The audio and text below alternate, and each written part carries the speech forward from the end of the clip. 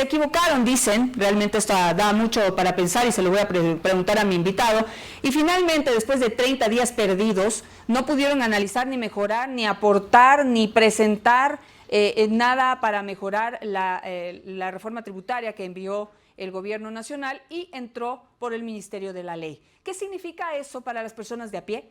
¿Qué significa eso para la clase media? ¿Cuánto vamos a tener que sacar, trabajar más para sacar extra para poder pagar todo lo que implica esta reforma tributaria? Estoy aquí con mi invitado, él es el ingeniero Osvaldo Landázuri, pero tiene una maestría en Economía y Finanzas y por eso tiene toda la autoridad para poder enseñarnos y decirnos qué es lo que va a suceder de aquí en adelante. Osvaldo, buenos días, bienvenido.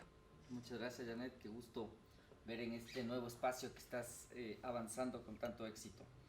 A ver, yo les comentaba a varios medios de comunicación que el tema no es simple, es decir, primero que pase por el Ministerio de la Ley una ley de este estilo es un gran problema para el país, es un precedente importante. Pero en la historia de nuestro país, estoy segura que tú la habrás analizado porque sé que eres bien acucioso. ¿Alguna otra vez ha pasado esto, que en una ley económico urgente ha pasado así por el Ministerio de la Ley pero haberle hecho ni un solo aporte?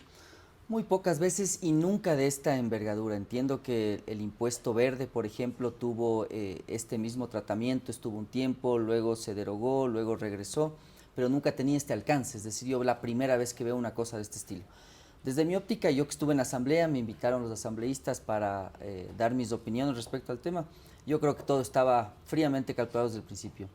Atando cabos, UNES no tiene ningún empacho en cobrar impuestos, Pachacutic tampoco tiene ningún apego ni a la clase media ni tampoco a las empresas, y entonces era como el mecanismo más idóneo para unir los intereses de unos y otros. En esa línea lo que sí sucede ahora es que probablemente dejas de lado, para hacerle más potable a la conversación, los temas de fondo, es decir, los que nosotros en economía, en finanzas les llamamos los temas estructurales del país. Una reforma laboral, por ejemplo, era estructural, y ahora eso sí se ve con mucha dificultad, claro, porque probablemente una asamblea que ahora sí está tan venida menos y un gobierno que con tal de llegar a un fin, pues no importa con quién arreglo, con quién pacto, tal vez despierten ya ciertas alarmas en el asunto de los asuntos estructurales. Es que con este antecedente yo veo que, o sea, la actuación de la Asamblea Nacional no es técnica, no es una actuación pensada, profunda, profesional, no aporta. Entonces ya la embarraron, por no decir otra palabra, ya la embarraron con este tema, ya se comprometieron, pues que mucha gente lo lee de esa manera, ¿qué habrán pedido a cambio? Y eso lo vamos a ver en un futuro, si realmente hubo un pacto a cambio de esas abstenciones o de ese error al no haber votado el archivo de la ley. Para quedar bien, tienen este absurdo sistema o modelo de quedar bien. Entonces seguramente van a rechazar la reforma laboral que se necesita. Sí, exacto, justo eso va a pasar. Y ese era un tema estructural. Entonces, yendo ya al meollo del asunto con esta reforma tributaria, lo que sucede es que el gobierno primero presenta unas cifras que la población se confunde, es decir, porque tú ves que el gobierno te dice no, el que paga 2,000 va a pagar apenas 300 o algo menos dólares, pero todo depende otra vez del juego de palabras con el que analicemos. Analicémoslo entonces. ¿Cómo queda el pago de impuestos? Que esto es importante. Decimos Pachacutic no está a favor de las empresas y si pagan más impuestos, pues mejor. Pero no son solamente las empresas las que van a tener que pagar más impuestos. Somos también los ecuatorianos de a pie. La clase media, la clase trabajadora va a tener que pagar más impuestos el próximo año gracias a esta falta de análisis de esta ley. Yo creo que este resumen es interesante, ¿no? Es entender que cuando tú tienes una base imponible de más o menos $24,000 al año, es decir, $2,000, 2,000 para hacerle simple, tienes un incremento de alrededor del $300 más o menos, depende otra vez, y eso es del 679%. Pero a ver, ahí está el primer cambio. ¿Cómo estaba el pago de impuesto a la renta hasta antes de esta ley? ¿Quiénes pagaban impuesto a la renta? ¿Quiénes ganan a partir de? A partir de los $3,000, $4,000, y es que es un tema complicado, porque lo que sucede es que ahora tienes tú un impacto tanto en el porcentaje como en las deducciones que tenías. Entonces, lo que sucede ahora es que tú tenías antes capacidad de deducirte y porcentajes más bajos con una tabla que era menos agresiva. Entonces, ahora el que pagaba antes, por ejemplo, este también pagaba impuestos, pero pagaba $39 al año. El $39 al año se hace $300 al año. Por eso dicen que, digamos, la clase media es la más golpeada. Correcto. Porque en porcentajes, digamos, en proporción, el pago de impuestos, el incremento es brutal. De 39 a $300 las personas que ganan $2,000. Antes era esto. Antes, vamos a ponerle aquí un pequeñito. $39. Antes $39, hoy van a tener que pagar $300 cada año por concepto de impuesto a la renta, y con el adicional de que antes podían deducir este pago de impuesto a la renta con sus gastos. Ahora eliminaron eso. ¿Ya no se puede deducir gastos o se eliminaron algunos? O sea, en realidad lo que sucede es que el concepto de deducción se cambia por uno de crédito tributario. Entonces, claro, son temas para que la población dice, bueno, ¿y eso qué es? Más o menos como que usted ahora lo que tiene es una situación en la que máximo te puedes deducir $500. Es decir, el 10% de 7 canastas básicas. Antes lo que sucedía es que uno podía deducir $14,000 haciendo el ejercicio de presentar facturas. Entonces, ¿por qué le transforman esto del crédito tributario? Porque también están muy interesados en cobrar la plata rápido. Y el crédito tributario en las empresas, en los negocios, siempre se ejecuta el año que viene. Entonces tú, si es que justificas $5,000 ahora en gastos, que una familia, por ejemplo, que gana $2,000 el padre y tiene 4 hijos, va a ser muy sencillo. Y decir que esa familia es una familia rica es algo muy subjetivo, es algo cuestionable. Entonces, con eso dicho, ahí nos damos cuenta de los incrementos que tenemos, es decir, 679. Para que tengamos una idea, cojamos otro número de la tabla, el que gana, ¿qué será? $4,000, ¿ya? La persona que gana $4,000 pagaba un impuesto de $2,700 al año. Y ahora va a pagar $5,543. O sea, tendría que trabajar un mes más en el año para poder pagar sus impuestos. Correcto. Y otro problema que estamos viendo es que si te fijas el porcentaje es más bajo conforme sube la tabla.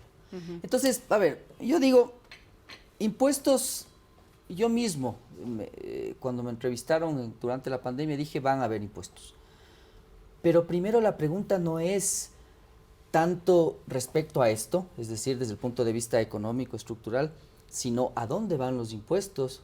Y segundo, ¿qué es lo que hace el Estado para acompañarle a la sociedad? Entonces, yo creo firmemente en un punto central, es decir, en una versión socialdemócrata que yo diría más ceñida hacia lo europeo, pero viendo las diferencias, porque ahora sabemos que el gobierno, por ejemplo, está diciendo que en Europa se considera una persona de clase media la que gana 2.000 euros. La respuesta nuestra, y uno de parte de mi equipo estuvo ayer con el viceministro de Economía, le decía, bueno, pero en Europa está cubierta la salud, está cubierta la educación, el transporte es también de muy buena calidad, y por lo tanto no tienes ese problema que tenemos en el Ecuador, que esta familia probablemente tenga que contratar un seguro privado, que esté pagando colegios particulares para sus hijos. Que esté pagando su casa. El carro, etcétera. Entonces, yo diría, esto era debatible en la Asamblea. ¿Qué propuse yo? Les dije que sea un asunto temporal. Es decir, si a mí me dicen que tengo que pagar la vacuna de otras 100 personas que no tienen los recursos, yo lo hago con gusto. Exactamente. Pero el problema es que si tú dejas esto permanente, insisto, la pregunta es, ¿qué pasa por el lado del Estado? Porque lo otro que yo les dije a los asambleístas y viéndoles a la cara, les dije yo, en esto estamos cada 2 años. Es decir, es reforma tras reforma. Y con muchos de ellos hemos estado en el anterior periodo y en este. Entonces yo les decía, bueno, la pregunta que se hace el país ahora es, ¿qué hacemos para no estar de reforma en reforma? Claro, es que el Estado es como un barril sin fondo. que no puede seguir de esa manera, porque como tú dices, ¿no? O sea, tomar el modelo europeo, o sea, decirnos que nos van a cobrar impuestos al nivel o igual como se cobra en Europa, pues... O como referencia, ¿no? Suena bien tener esa referencia, si tuviéramos, si nos devolvieran también los servicios por parte del Estado de esa misma manera, porque si nos cobran más y esto va a ser a cambio de una mejor educación, de un mejor acceso a la salud, hablábamos hace un momento de las personas con enfermedades catastróficas y raras que tienen que hacer plantones para que les den sus medicinas, si vamos a suplir esas necesidades, vaya y venga, pero ¿qué es lo que va a pasar con este dinero? Se va al presupuesto general del Estado a tapar el hueco fiscal. Correcto. A ver, esto es importante, son 1.900 millones de dólares que van a recaudar en 2 años, pero el déficit fiscal es 7.000 millones, entonces ahí está el barril sin fondo. A ver, hay que diferenciar, el déficit fiscal el año pasado fue 7.500 millones, este año yo espero que esté alrededor de los 4.000 millones de dólares, este año, es decir, el 2021. Pero sigue siendo insuficiente lo que van a Sigue recaudar. siendo insuficiente porque los 1.900 millones son en 2 años. Es decir, tú tendrías un problema de 3.000 millones de dólares. Ahí es donde viene la parte fea. El gobierno lo que está diciendo es: yo me comprometo a reducir el gasto. Es lo que decían algunos analistas en la asamblea. Por favor, pasen esta ley porque el gobierno se está comprometiendo. ¿Cuál es la diferencia que vemos los empresarios, la gente que está en la economía real y no en las aulas de clase? Yo lo que le pedí al ministro Cueva en otro debate que tuvimos, no debate, sino conversación, sí.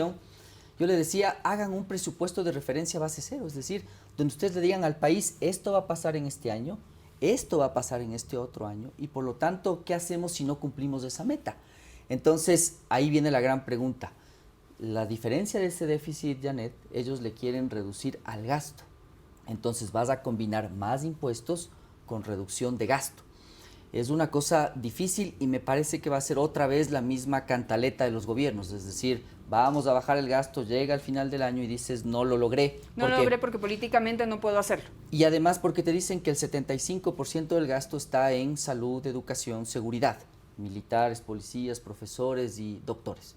Entonces, la respuesta a aquella pregunta es: muy bien, entonces suponemos entonces que, por ejemplo, los hospitales en Guayaquil, en Quito, Andrade Marín, etcétera, están bien administrados, es decir, sabemos que somos deficientes y por lo tanto decimos: no, eso no se tope.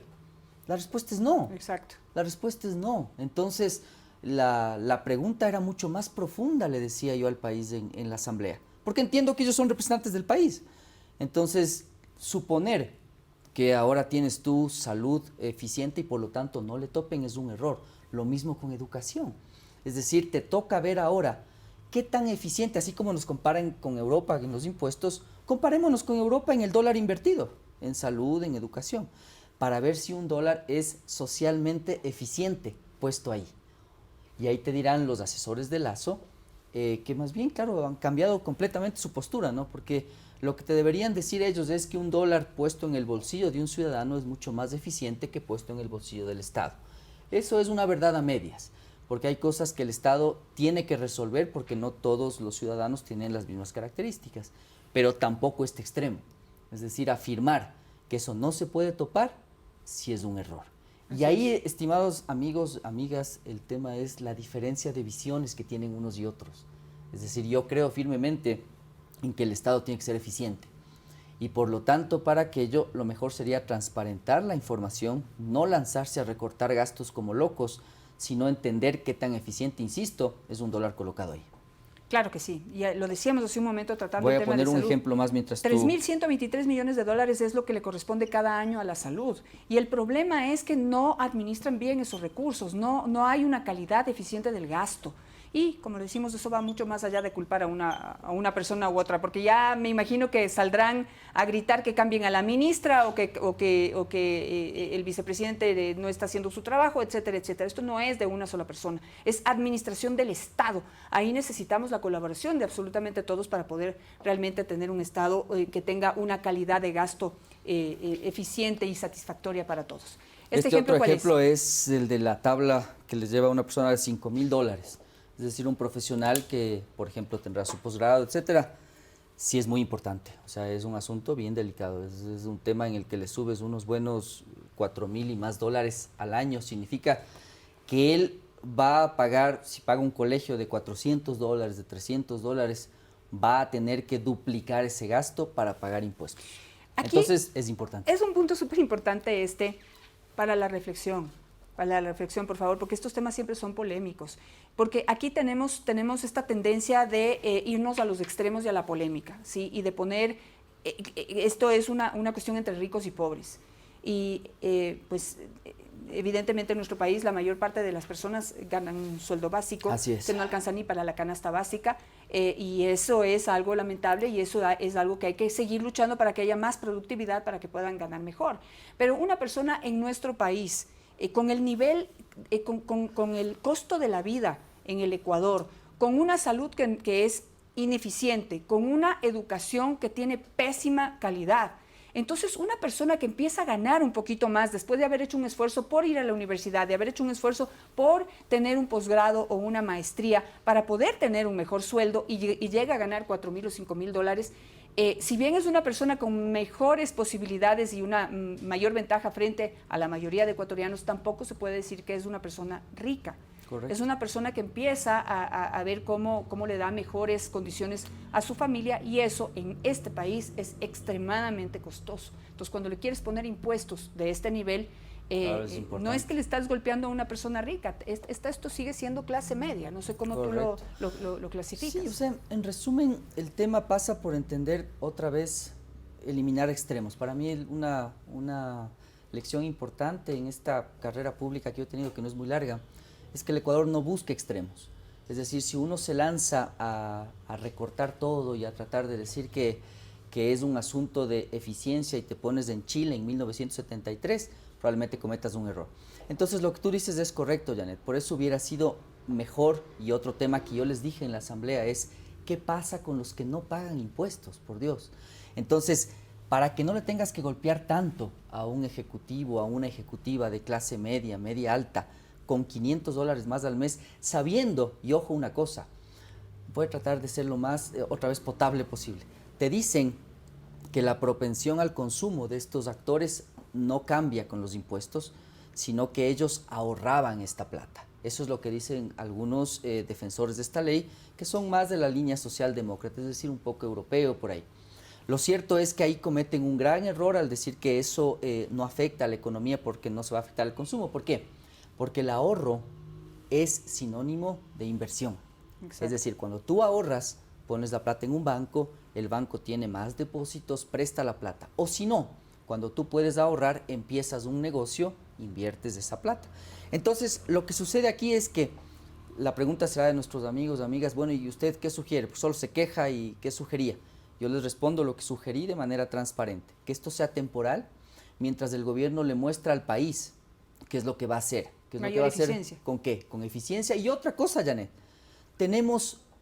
recién estaba reunido con la Universidad Católica de Chile, hablando con los economistas que les asesoran a los candidatos presidenciales. Muy interesante charla. Ellos en Chile están preocupados de la evasión fiscal. Según la CEPAL, el 4% del Producto Interno Bruto en América Latina se evade en impuestos. Para que hagamos números, estimados amigos, eso es 4.000 millones de dólares en el Ecuador. El déficit fiscal para este Ese es el déficit fiscal. Entonces, yo lo que le decía a la asamblea, bueno, ¿y qué hacemos con los que no pagan impuestos? ¿Y qué dijeron? Pues anotaron muy acuciosamente. Se sorprendieron, entonces dijeron, esto hay que anotarlo, esto no sabía. Anotaron y pues no te responden nada, asienten, son muy hábiles para asentir, y pues al final no quedó en absolutamente nada. Entonces, esa era la propuesta que yo tenía, es decir, trabajar en una versión temporal de impuestos. Usted paga este año, ok, pago este año. Mientras tanto, el Estado le presenta al país, esto voy a hacer con mi eficiencia por un lado, y además esto voy a hacer para recaudar más impuestos. Pero ahí hay un tema que a mí me parece bien interesante, y como yo no tengo intenciones políticas, puedo decirlo abiertamente. Lo que pasa es que hay muchos intereses de por medio.